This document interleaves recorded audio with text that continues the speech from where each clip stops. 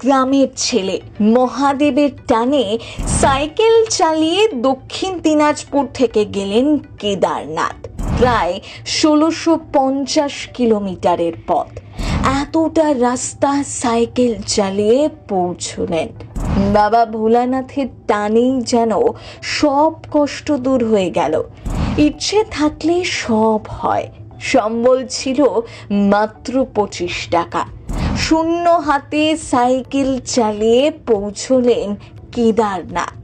দ্বাদশ শ্রেণীর ছাত্র। মহাদেবের প্রতি ভক্তি দেখে সকলেই ধন্য ধন্য করছেন। ঝড় বৃষ্টি উপেক্ষা করে এগিয়ে চলেছেন।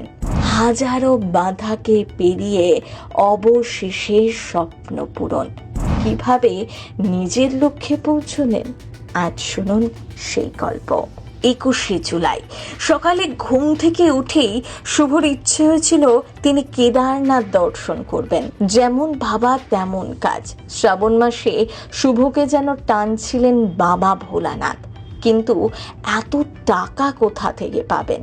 এত দূর যাওয়ার তো অনেক খরচ। কিন্তু কথায় বলে না, ভগবান ঠিক আছেন। বিপদে পড়লে তিনি সহায় হন। সাইকেল নিয়ে দক্ষিণ দিনাজপুরের গঙ্গারামপুর থেকে পাড়ি দেন কেদারনাথে। প্রায় ১৬৫০ কিলোমিটারের পথ। মুখের কথা নয়, সাইকেল চালাতে চালাতে একসময় পা যন্ত্রণা করত। বাবা কেদারকে স্মরণ করেই সব ব্যথা যেন ভ্যানিশ। একেই বলে মহাদেবের প্রতি টান।